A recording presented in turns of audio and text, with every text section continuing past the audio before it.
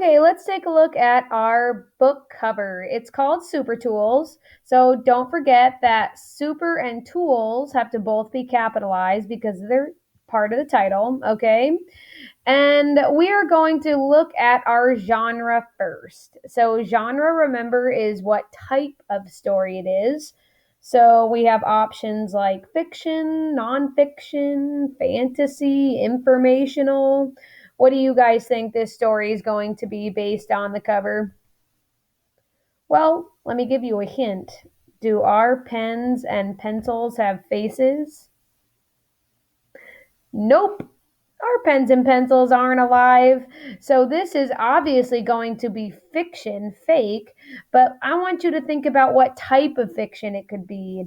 Is it something that could ever happen?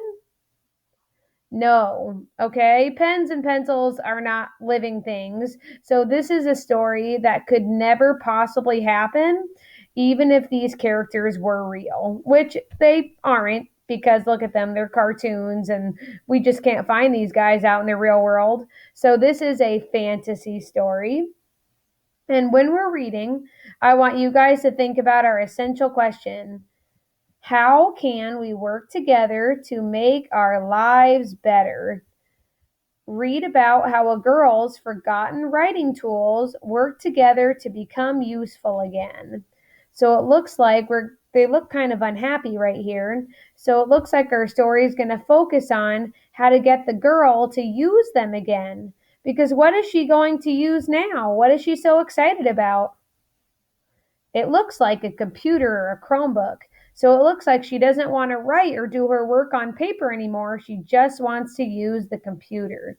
So we're going to read about how these tools solve that problem. Here we go. So follow along with me. We're going to go through the whole story and then we'll talk about it, okay? All right, super tools.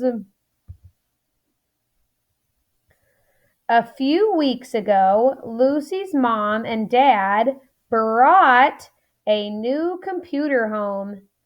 This is so cool, exclaimed Lucy.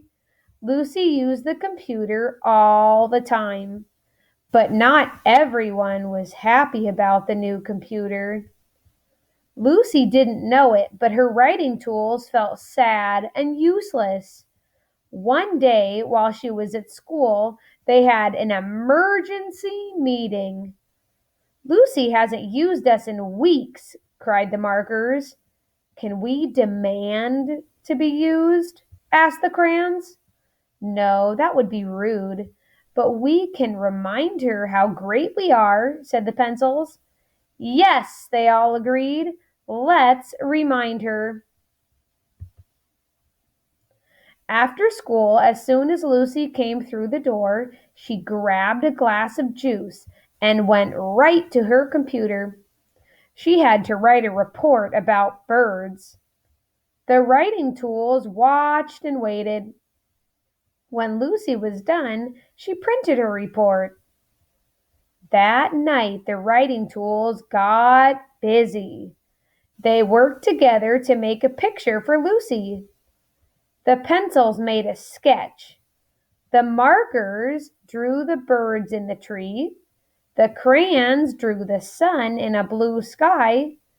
The picture was so good, enough to frame. The next day was Saturday. Lucy woke up late. Then she went to get her report. Lucy gasped. She couldn't believe her eyes. Who drew this great picture? She asked. Did you draw this? Lucy asked Mom and Dad. You know the answer to that, they laughed. Stop joking. You drew that great picture.